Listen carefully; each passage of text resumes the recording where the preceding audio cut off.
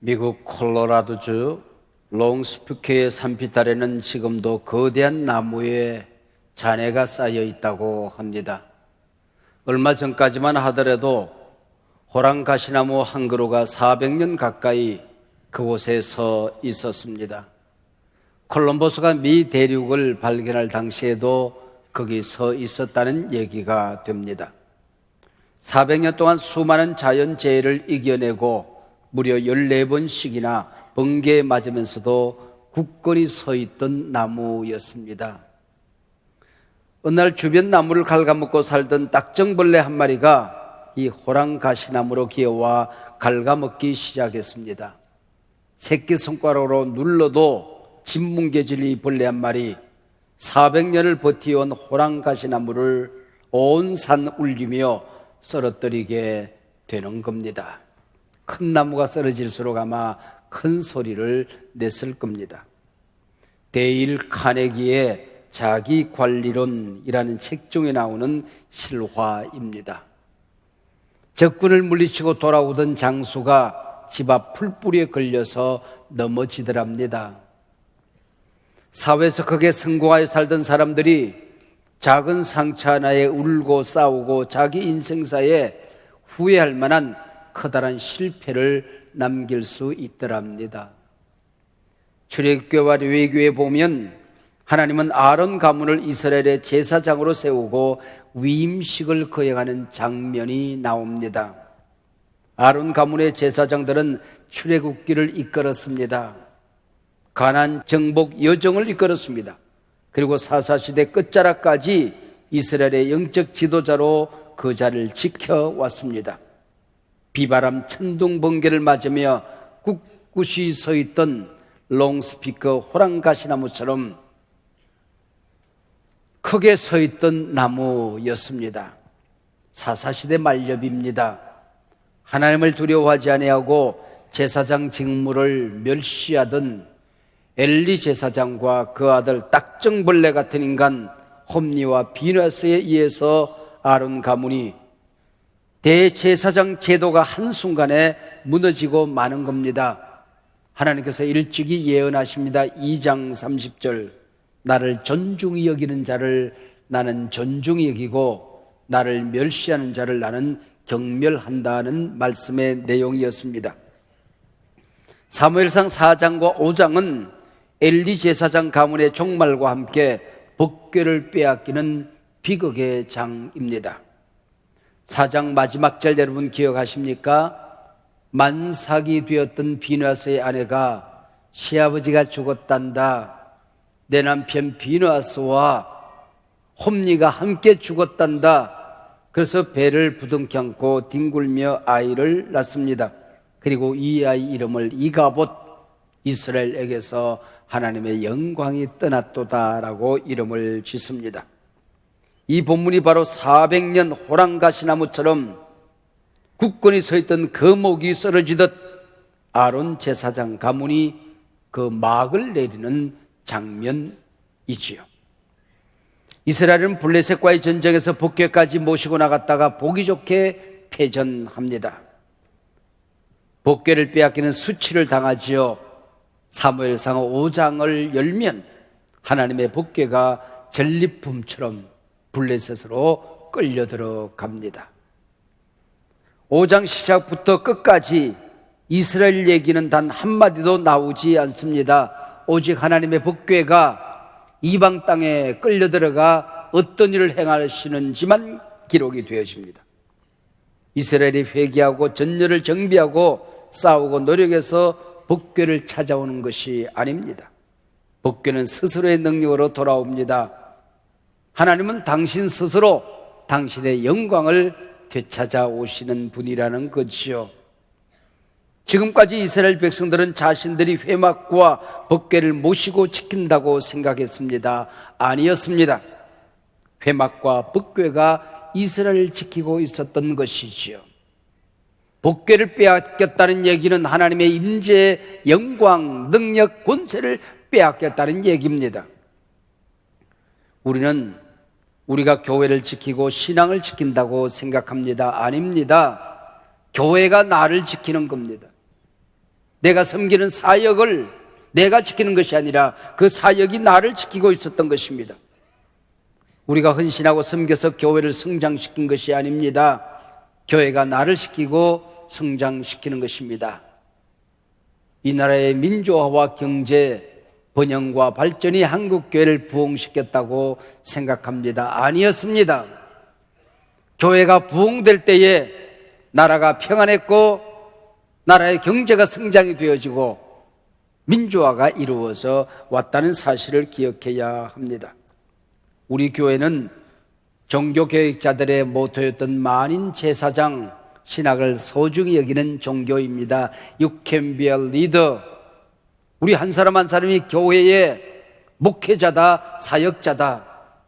내가 가정에 들어가든지 일터에 들어가든지 사회 어디에 있든지 간에 내가 하나님 나라를 세우는 사역자라고 하는 사상이지요. 목회자가 우리 성도님들을 돕는 교회입니다. 목회를 여러분들이 나를 돕는 것이 아니고 목회자들이 여러분을 도와서 하나님 나라의 영광스러운 사역자로 세우는 교회이지요. 하나님께서 우주 만물을 창조하실 때에 새들이 하나님께 모였답니다. 하나님, 다른 동물들은 다리가 튼튼하게 생기고 길게 잘 생겨서 달려갈 만한데 우리 새들은 보세요. 이게 다리입니까? 새 다리지. 그리고 위 조그마한 덩치에 이렇게 큰 짐을 지어놓으면 어떡합니까? 하나님께서 빙그레 웃으며 그걸 날개라고 한단다. 그 날개 펼쳐라. 져라. 졌더니 공중 하늘을 날을 수가 있고 어떤 동물보다도 빠르게 세상을 날아다니게 되었더랍니다. 우리가 짊어지고 있는 짐, 이걸 짊어지고만 있으면 짐이 되지만은 그러나 펼쳐서 감당하면, 날아보면 내 믿음이 창공을 솟아오르게 되는 것입니다. 내 영성이 하늘을 나르게 되더라 하는 것이요. 복궤를 전리품으로 가져간 블레셋 사람들은 하나님의 복궤를 다곤 신전에 갖다 놓습니다. 다곤 신은 상체는 장군상입니다. 사람의 모습입니다. 근데 하체는 인어처럼 물고기입니다. 다곤 신이 바다를 정복하는 신이고 세상을 정복하는 신이라고 믿었던 것이요. 철저한 혼합주의 종교였습니다. 하나님의 복궤를 다곤 신전에 모시고 지금까지 자기들을 돕던 다곤 신에다가 출애굽 여정 수많은 나라를 무찌른 복궤까지 자기를 돕는다면 이제 블레셋은 천하무적이다 쾌재를 불렀습니다. 그러나 하나님이 가장 싫어하는 것이 혼합주의입니다. 진짜의 가짜를 섞는 것, 진리의 미신을 섞는 것, 하나님의 영광에 인간의 욕망을 섞는 혼합주의를 하나님은 싫어하십니다. 보세요. 그래서 이제부터 하나님이 일하기 시작하는 것입니다. 끌려갔던 복궤가 움직이기 시작합니다. 복궤 혼자 블레셋과 싸워 하나님의 백성에게로 돌아오는 내용입니다. 블레셋 사람들이 이런 새벽 다곤 신전에 새벽기도 드리기 위해 들어갔더니 복궤 앞에 다곤 신이 엎드러져 얼굴을 땅에 대고 엎어져 있습니다. 코를 땅에 대고 엎어져 있습니다. 우리말로 말하면 코가 납작해졌다 그 얘기입니다. 다곤 신상 겨우 세워놓았더니 다음날 새벽기도 하러 다시 찾아가 봅니다. 이번엔 다곤의 머리가 잘려서 두 손목이 부러져 신전 문지방에 내동댕이 쳐져 있었습니다. 당시 중동에서 폐장의 머리를 자르는 관습이 있습니다. 너희들이 여호와의 복궤를 읽은 것이 아니라 복궤가 너희 진영에 들어왔다는 얘기는, 너희 나라 복판에 들어왔다는 얘기는 이미 복궤가 블레셋을 정복했다는 얘기 되는 것입니다. 폐장 다곤 신상의 모가지를 부러뜨리고 그 두 손목을 자르게 되는 것이죠. 세상 다스리시는 분은 하나님이시다. 세상을 다스리고 싸우시는 분은, 일하시는 분은 하나님이시다.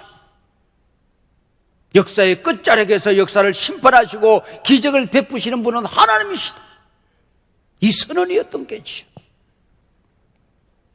5장 한 장 안에 여호와의 손이란 말이 4번씩이나 반복적으로 등장합니다.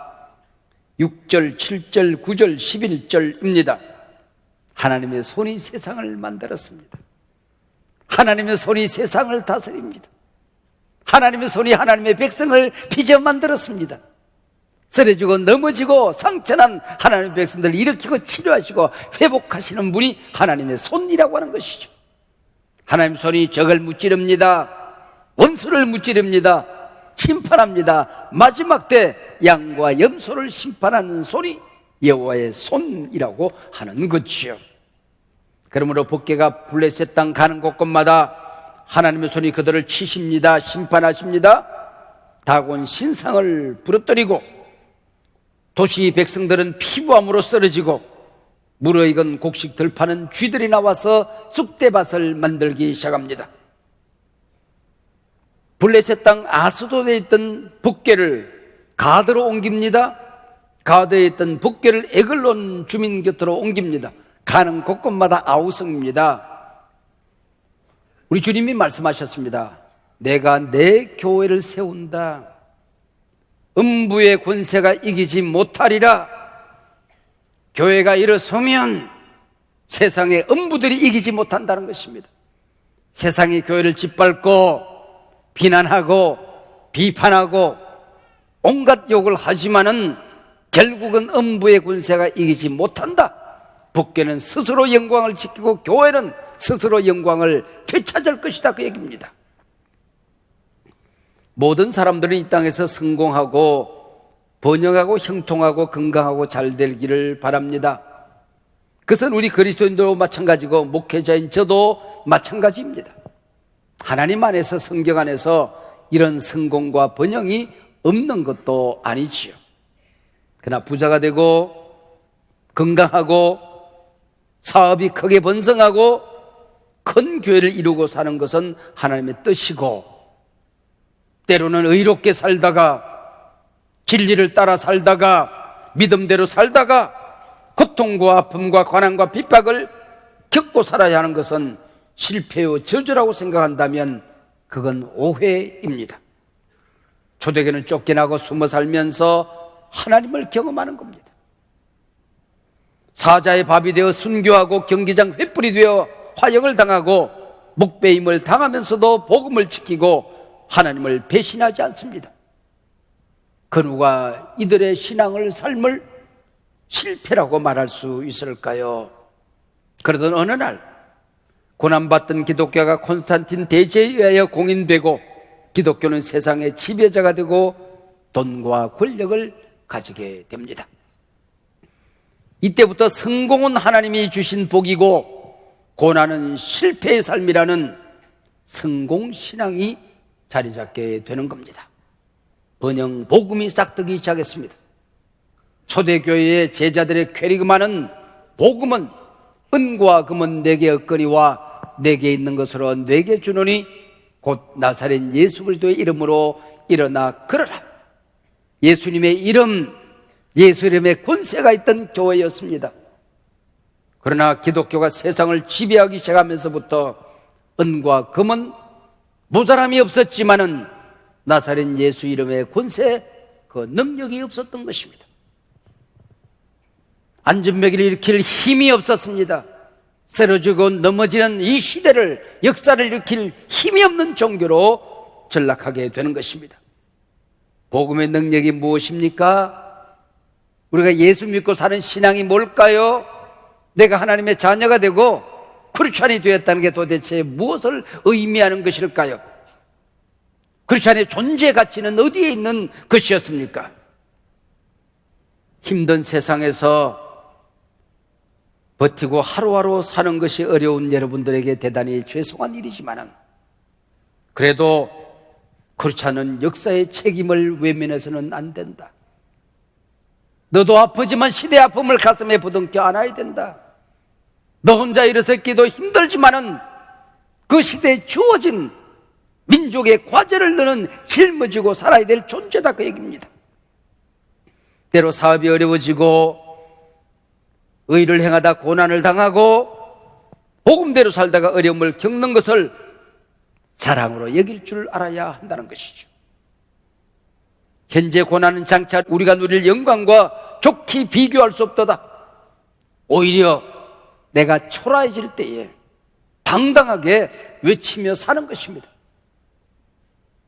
하나님 말씀하십니다. 나하고 나는 나를 위하여 내 영광을 되찾는다 말씀하십니다.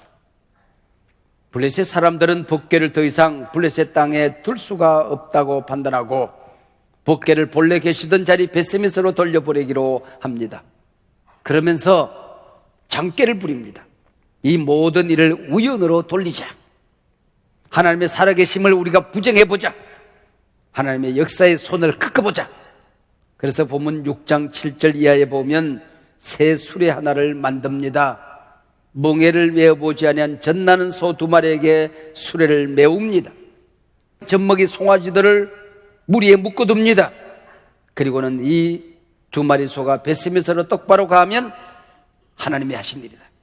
그러나 다른 길로 간다든지 2마리 소가 서로 제 길로 가려고 부둥댄다든지 길을 못 찾는다든지 울부짖는 송아지에게로 되돌아온다고 한다면 블레셋을 친 것은 하나님의 손이 아니라 우연히 일어난 일이었다.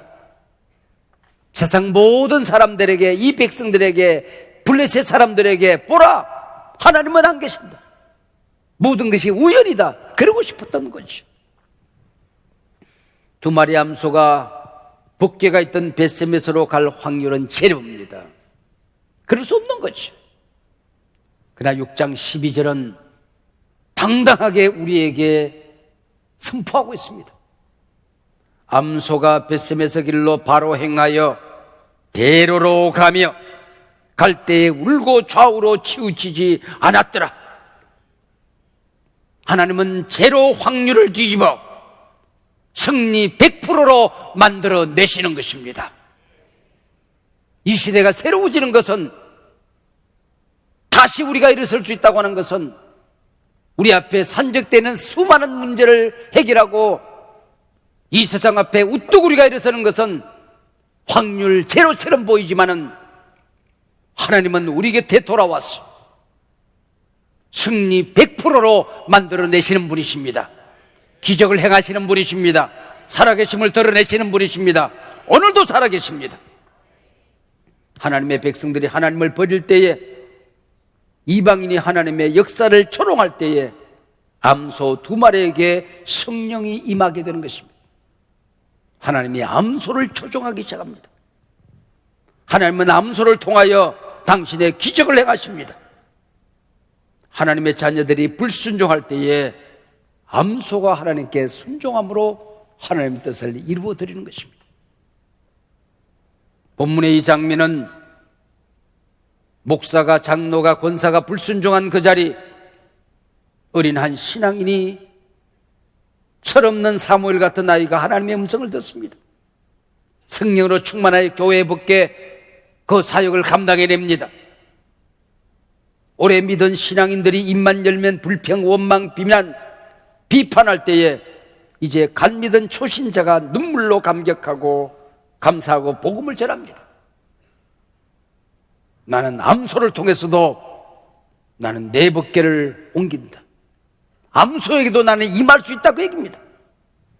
2마리 암소는 울며 울며 하나님의 손에 이끌려 벳세메스로 법궤를 메고 달려갑니다. 이 눈물이 뭘까요? 젖발이 송아지에 대한 모정의 눈물일까요? 그러면 돌아왔겠지요. 암소가 성령으로 충만해 하나님께 순종하고 은혜 받아 우는 눈물로 저는 해석을 합니다. 우리에게 이 눈물이 있어야 한다고 하는 것이죠. 내가 형통해서 우는 눈물 말고, 때론 자존심이 상하지만은, 초라하기 짝이 없어 보이지만은, 그래도 나는 믿음을 지켰다. 믿음을 배신하지 않았다. 순교의 기회가 온다고 한다면은 나는 피 흘려 죽을 수 있었다. 이 신앙 때문에, 내 안에 살아계신 하나님 때문에, 내가 하나님의 자녀가 되었다는 감격 때문에, 예수님이 나를 버리지 않았다는 사실 때문에, 병들고 가난해지고 초라해진 모습 속에도 나는 당당히 믿음을 지켰다는 사실 때문에 은혜 받아서 우는 눈물, 성령 충만해서 우는 눈물, 주님과 동행하는 눈물이 오늘 이 땅을 살아가는 그리스도인들에게 있어야 한단 말입니다.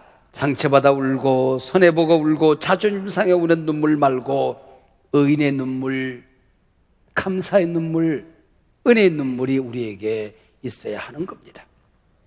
사랑하는 여러분, 오늘 우리에게 빼앗기지 말아야 될, 절대로 잃어버리지 말아야 될 복교의 영광의 이름이 있지 않겠습니까? 나는 하나님의 자녀가 되었다. 더럽히지 말아야 될 이름이죠. 나는 초라하기 짝이었지만은 계달의 장막 같지만은 우리 주 예수 그리스도 만왕의 왕이신 그분의 신부다. 우리 주님이 피 흘려 나를 의롭다고 말씀하셨다. 누가 나를 정죄하리요? 의인. 주님이 나를 성자라고 말씀하신다. 나는 성도다. 네 이름 더럽히지 말아야 됩니다. 수치당치 않도록 지켜내야 됩니다. 교회에서 앞장서 짐을 지고 사는 사람들이 때로 성공하고 형통한 것만은 아니죠. 저분이 잘 돼야 되는데, 근데 그분이 어려움을 겪을 수 있습니다. 손해봅니다. 사업을 접어야 됩니다. 몸이 병듭니다. 십자가 신앙 붙들고 바로 그때 그 자리에서 하나님께 영광을 돌릴 기회로 삼습니다. 자녀들에게 내 신앙은 이런 것이었다. 기록을 남길 만한 흔적을 남깁니다.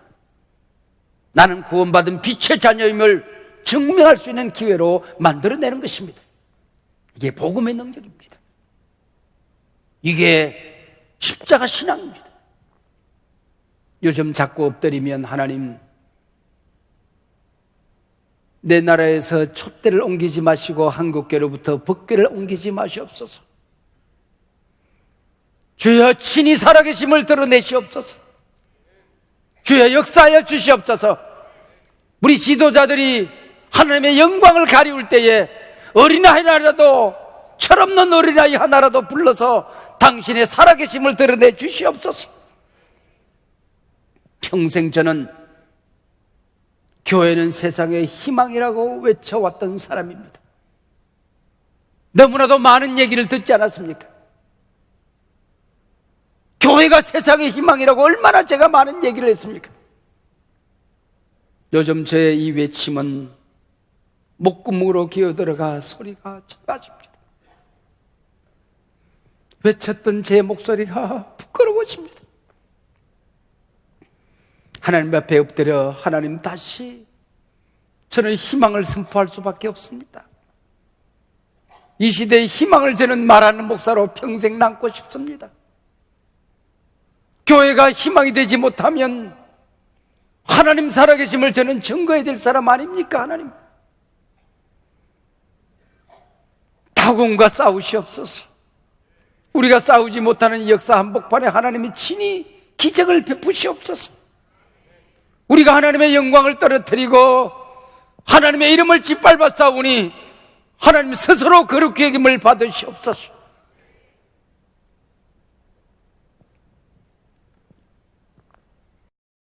하나님, 우리가 하나님을 멀리하고 살아 싸우니 당신 스스로 하나님의 백성 곁으로 오시옵소서.